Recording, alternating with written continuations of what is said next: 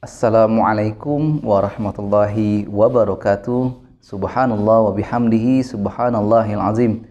Adada khalqihi wa ridha nafsihi wa zinata arsyihi wa midada kalimatihi. Allahumma shalli wa sallim ala sayyidina Muhammadin salatan taftahu biha lana futuhal arifin wa tufaqqihuna biha fid din wa ala alihi wa sahbihi. Alhamdulillah, bersyukur kepada Allah yang telah memberikan kita nikmat iman, nikmat Islam. Karena ini adalah kunci kita nanti masuk ke surga Allah. Kunci kita membuka dengan kalimat La ilaha illallah yang sebenar-benarnya untuk masuk ke dalam surga Allah. Kemudian salawat serta salam kita limpahkan kepada junjungan kita Nabiullah Nabi Muhammad sallallahu alaihi wasallam. Saudaraku yang dirahmati Allah, Al-Quran merupakan salah satu mukjizat dari Nabi Muhammad sallallahu alaihi wasallam yang sampai sekarang masih ada. Kita lihat Allah gaib, malaikat-malaikat gaib, kemudian qada dan qadar gaib, kemudian hari kiamat gaib, tidak tahu ya. Kemudian yang ada sekarang adalah Al-Quran yang nampak. Rasul-rasul sudah tidak ada lagi. Yang sekarang ada adalah Al-Quran. Maka marilah kita dengarkan hadis Nabi Muhammad sallallahu alaihi wasallam mengenai pentingnya kita membaca Al-Quran. Insyaallah.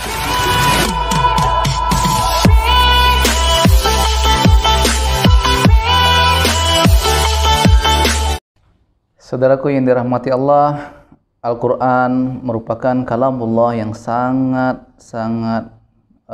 bermanfaat untuk kita kalau kita membacanya, terutama di akhirat nanti.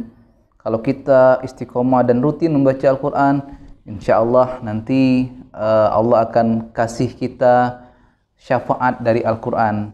Ada hadis dari Nabi Muhammad sallallahu alaihi wasallam mengenai syafaat Al-Quran. Dengarkan baik-baik.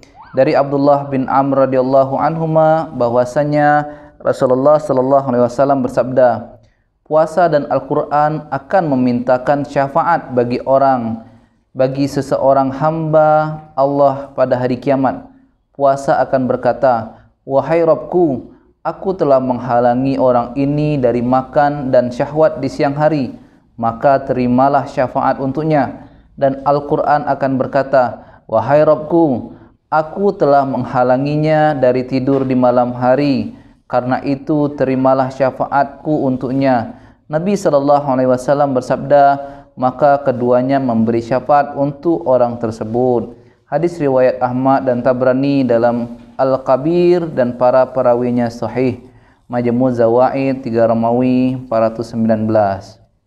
Jadi Al-Quran itu nanti dia akan berbentuk jasad. Dia akan mendatangi kita, kemudian meminta pertolongan kepada Allah agar kita nanti diberikan syafaat oleh Al-Quran, oleh Allah melalui Al-Quran ini.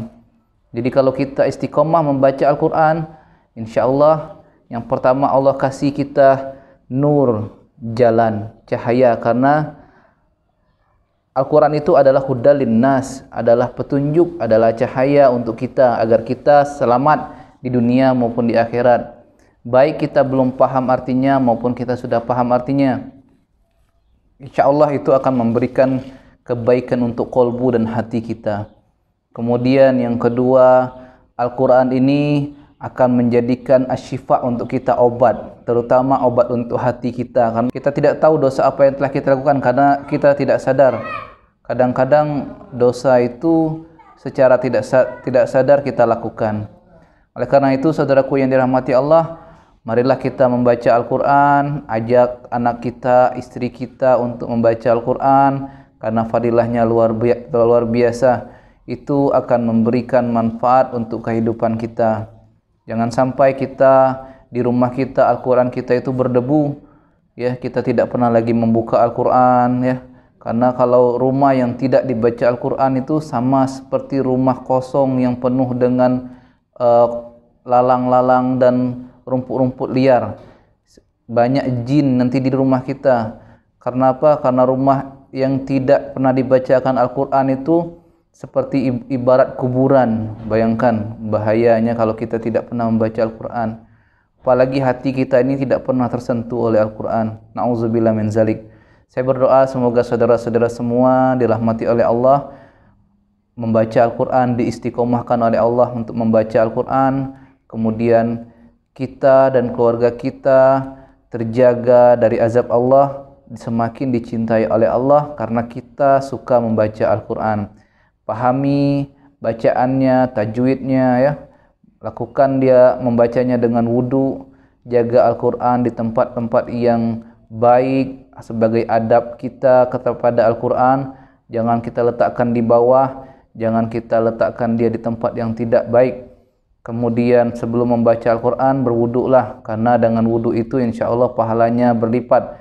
Dan bagus juga kalau kita dalam tahajud kita membaca Al-Quran, kita membaca bacaan kita sambil memegang Al-Quran. Kemudian itu sangat bagus dan pahalanya berlipat. InsyaAllah bermanfaat saudaraku yang dirahmati Allah. Jangan lupa di-share dan subscribe sebanyak-banyaknya agar jadi media dakwah kita bersama. Subhanallah wa bihamdihi, subhanakallah wa bihamdika, asyhadu an la ilaha illa anta, astaghfiruka wa atubu ilaik. Assalamualaikum warahmatullahi wabarakatuh.